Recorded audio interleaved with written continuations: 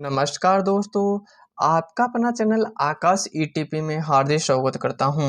और आज हमारे स्टोरी का टाइटल है the cows and the piglet. Cows यानी होता है बछड़े, पिगलेट यानी होता है सुअर का बच्चा, यानी बछड़े और सुअर का बच्चा। ये रहे बछड़े गाय के और ये रहा सुअर का बच्चा। ठीक है, चलो स्टोरी को स्टार्ट करते हैं। There lived a peasant who had a big farm। ठीक है, lived यानी होता है रहना, पेजेंट यानी होता है किसान, बिग यानी बड़ा, फार्म यानी होता है खेत। वहां एक किसान रहता था जिसके पास एक बड़ा खेत था। In his farmyard he had some sheds where he had some domestic animals। ठीक है, फार्म यार्ड यानी होता है बाड़ा, जिसे उसे बोलते हैं जहां गाय पशु आदि को रखने की जगह होती है। ठीक है, शेड्स यानी होते छप्पर या झोपड़ी, डोमेस्टिक यानी होते घरेलू, एनिमल्स यानी होते जानवर। खेत के बाड़े में कुछ झोपड़ी थी जहां उसके कुछ घरेलू जानवर थे। किसके? किसान के।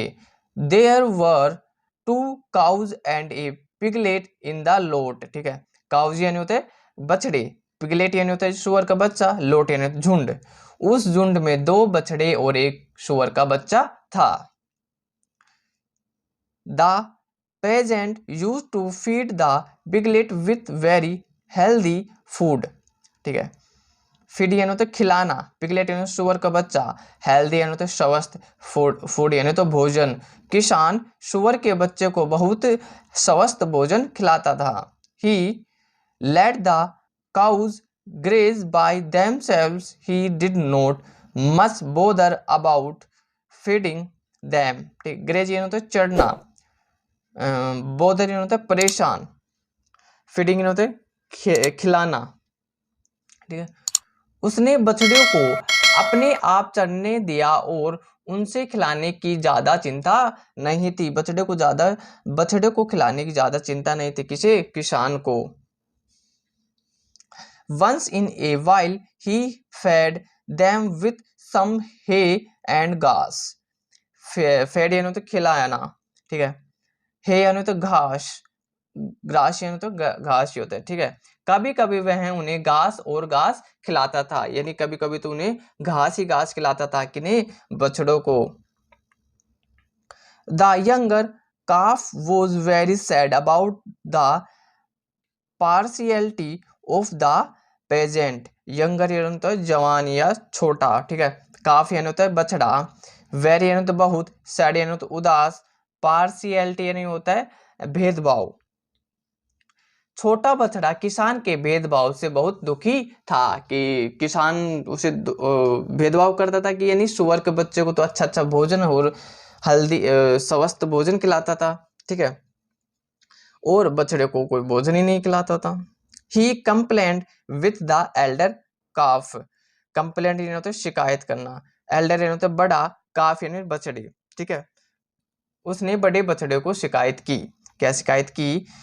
डियर ब्रोदर, प्रिय भाई, look at our master. Master यानी होता है स्वामी, देखो हमारे स्वामी।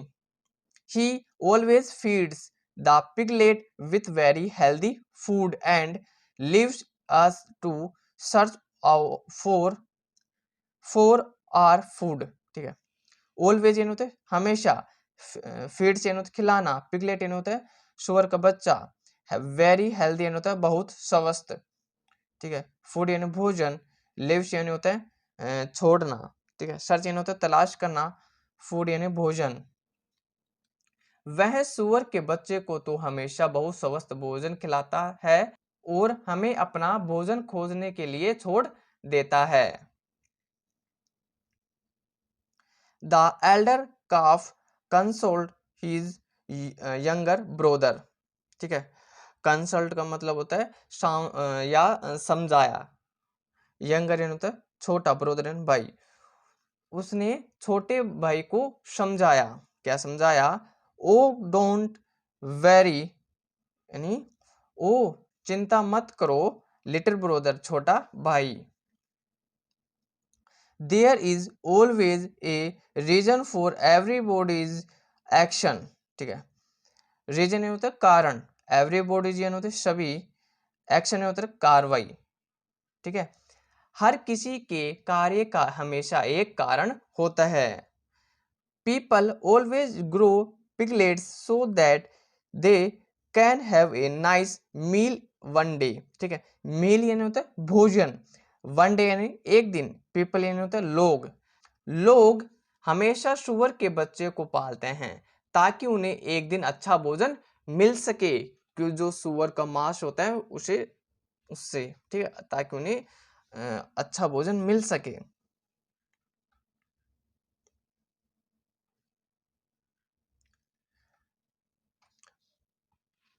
True to the words of the elder brother, true यानी होता है सत्य है, वर्ड्स यानी होता है शब्द, एल्डर यानी बड़ा, ब्रोदर यानी भाई, भाई के बड़े वचन के अनुसार the marriage function of the peasant's daughter came, ठीक है। डॉटर यानी होता है बेटी, कैम मीन्स आया, किसान की बेटी का विवाह समारोह आया। The peasant took the piglet, killed it, and served many dishes out of it to the guests, who all ate very happily and enjoyed the function. ठीक है, देखते हैं। डिशेज यानी होते हैं व्यंजन, ठीक, गेस्ट यानी होता है मेहमान, हैप्पीली यानी होता है खुशी, इंजॉयड यानी होता है आनंद, फंक्शन यानी होता है समारोह।